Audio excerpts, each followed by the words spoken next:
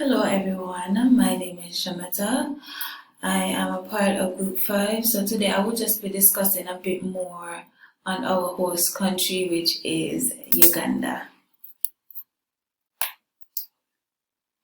Today's objectives include high-low context language, uncertainty avoidance, power distance, and lastly, how to greet someone in Uganda. But before we get into those, I would just like to give a very brief introduction on what is the Hofstede's cultural profile. It was developed by Gert Hofstede and is the framework for cross-cultural communication. On the right side, you can see a small diagram just showing the different dimensions of this cultural profile. Initially, it started with only 4, which was the power distance, individualism, masculinity, and uncertainty avoidance. But after some research and some revision, he then added a 5th dimension, which is now called the long/short-term orientation.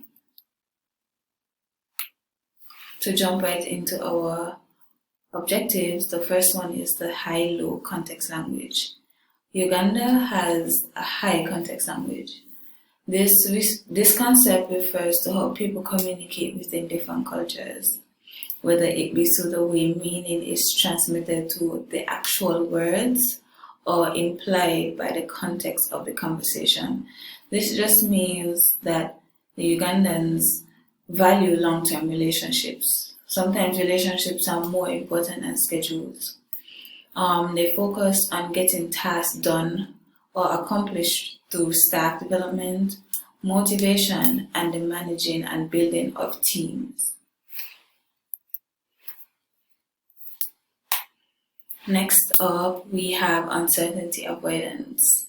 This is how cultures differ on the amount of tolerance they have for unpredictability or the unknown. This kind of ties into the high-low context communication, where they are more laid back, where they focus more on relationships. In Uganda, there is a low uncertainty avoidance for the unknown. Some characteristics of this is that they show moderate resistance to change. They try to have as few rules as possible, and usually in this environment, there are lower stress rates and anxiety rates. Moving right along to power distance in Uganda. Uganda has a low power distance.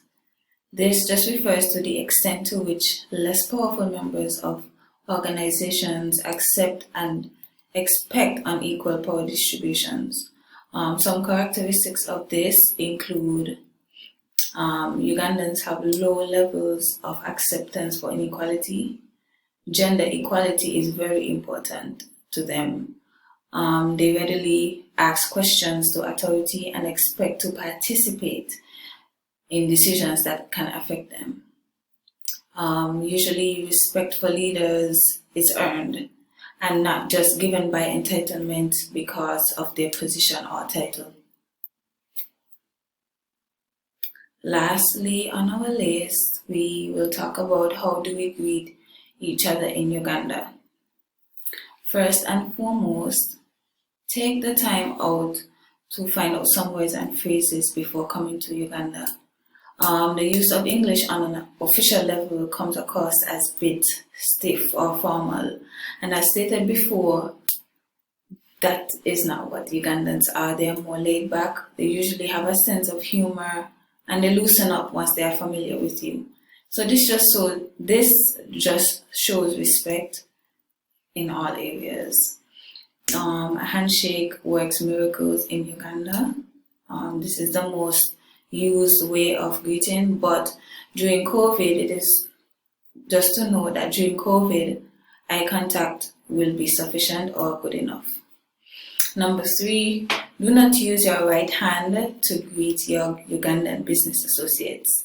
I guess because the right hand is more used for most people, it is believed to be unclean. And lastly, when you need to ask a question, please do not jump straight into interrogative mode. without exchanging greetings first. Most Ugandans speak English, but for those who do not, a small Swahili greeting called Jambo is and delivered with a smile or a nod of the head will be sufficient. So this is the end of my presentation, and thank you for listening or paying attention. If you have any questions, please let me know.